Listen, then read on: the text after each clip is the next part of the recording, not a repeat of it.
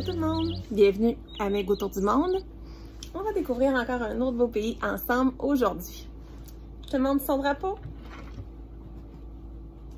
Je sais pas si tu vas le reconnaître. Ça te dit quelque chose? Non? Attends, je vais te montrer sur la carte du monde. C'est le Mexique. Donc, ce beau drapeau, c'est le Mexique. Le Mexique, c'est situé en Amérique du Nord, donc juste au bas des États-Unis, le grand pays des États-Unis qu'on n'a pas encore découvert ensemble. Donc, ce qui est en orange ici, le grand pays du Mexique. Son beau drapeau, composé d'une grande ligne verte à la verticale, d'une ligne blanche et d'une ligne rouge, et en son centre, un sigle. On ne voit pas très bien sur l'image, mais en fait, et on voit un peu mieux, ça représente un aigle en train de manger un serpent. Et l'aigle est déposé, en fait, est installé sur les branches d'un figuier. Donc, ce sont trois symboles très importants dans l'histoire du Mexique. Donc, ces trois éléments, le figuier, l'aigle et le serpent. Combien d'habitants au Mexique? Il y a du monde au Mexique. 128 millions. Beaucoup, beaucoup de gens. Et la présence humaine au Mexique, ça fait très longtemps qu'il y a des humains qui sont sur le territoire du Mexique. Donc, on évalue maintenant environ 30 000 ans depuis la première présence humaine au Mexique. Donc, de grandes civilisations qui se sont développées au Mexique.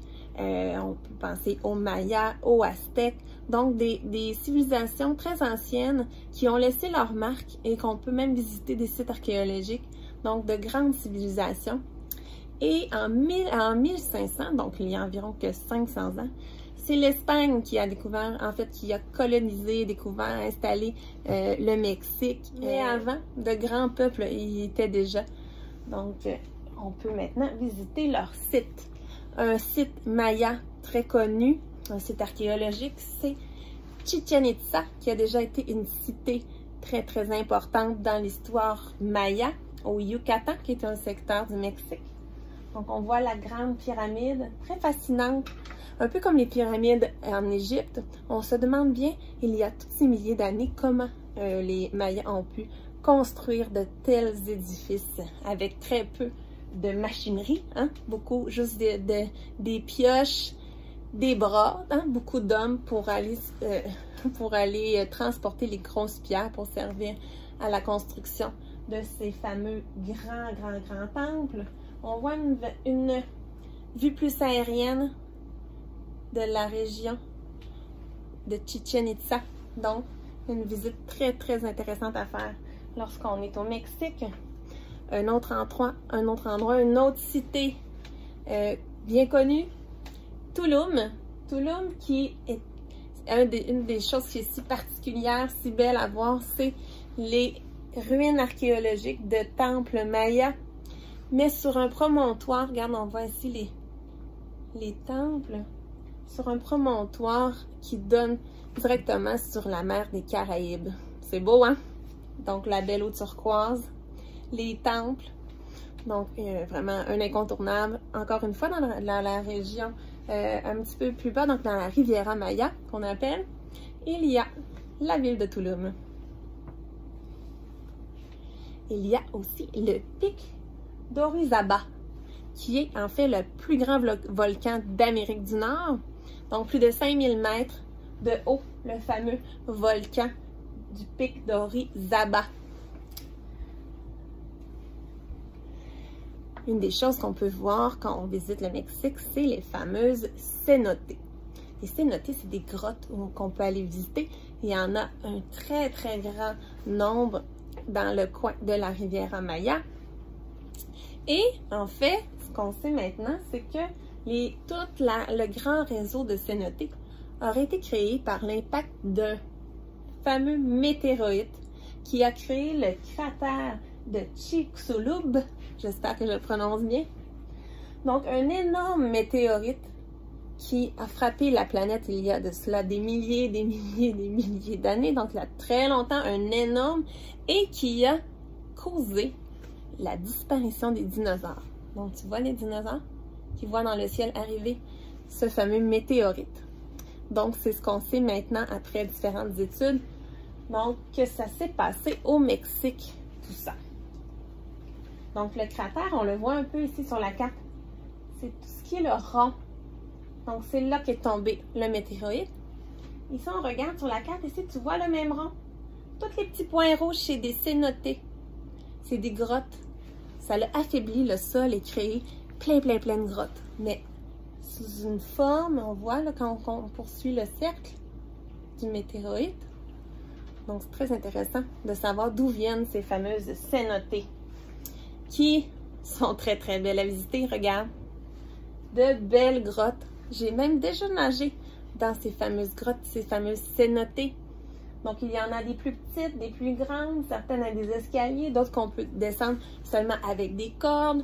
On peut se baigner, donc il y a beaucoup d'eau souvent dans les fameuses cénotées. On peut faire de la plongée en apnée. Donc, très beau comme visite. Et il y a de très grosses cénotées. Regarde, la plus grande, c'est la cénotée de Zacatón. En fait, c'est la cénotée qui a été découverte. Regarde, elle est tellement profonde que les plongeurs n'ont pas réussi eux-mêmes à atteindre le fond. Donc, on a envoyé un robot. Donc, à plus de 300 mètres de profondeur, cette cénotée. C'est vraiment fascinant. Donc, de l'extérieur, on ne peut pas se douter à quel point c'est un trou béant très profond dans la terre. Donc, une belle découverte. Et une autre cénotée, c'est la cénotée de El Pit. Aussi une très grande cénotée. Mais elle, c'est pas en profondeur, donc elle est très profonde. Mais c'est en grandeur, donc en largeur. Donc, on peut voir par où on rentre, ou les arbres. Mais regarde tout le grand trou sous l'eau.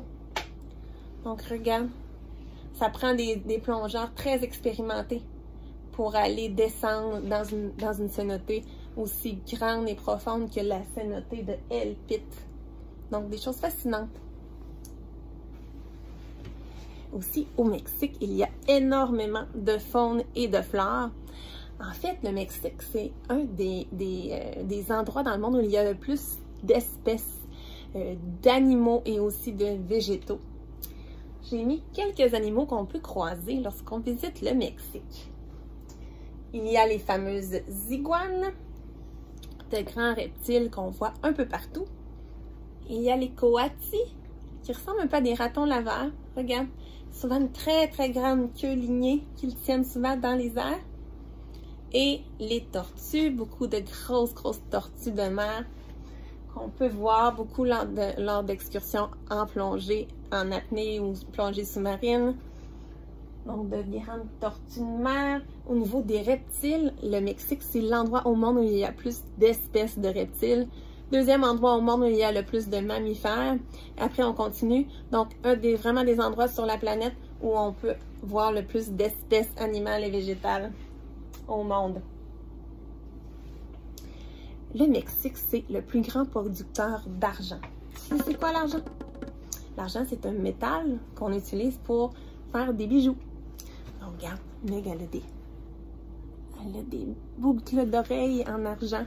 Et j'ai aussi, ici, une bague en argent. Donc, c'est le premier producteur d'argent au monde, le Mexique. Il y a des beaux bijoux au Mexique. On mange très bien quand on va au Mexique. J'adore la nourriture mexicaine. Mes enfants aussi. Mes enfants sont déjà allés quand même quelques fois au Mexique depuis qu'ils sont nés. Donc, ils adorent ce pays et ils adorent aussi sa nourriture. Donc, des plats très typiques. Donc, on a ici des fajitas avec du poulet, de la coriandre, des tortillas. Ici, de la salsa fait avec des oignons, des tomates, de la coriandre, des fois du jus de lime, des fois un petit peu de piquant. Donc, très bon. On appelle ça au Mexique la pico de gallo. De la guacamole. La guacamole, c'est fait... Oh, regarde, j'avais préparé une petite assiette d'aliments qu'on utilise beaucoup au Mexique. Regarde, il y a des tomates qu'on utilise beaucoup pour faire la fameuse salsa, la pico de gallo, les limes, très utilisés dans la cuisine mexicaine, et de l'avocat.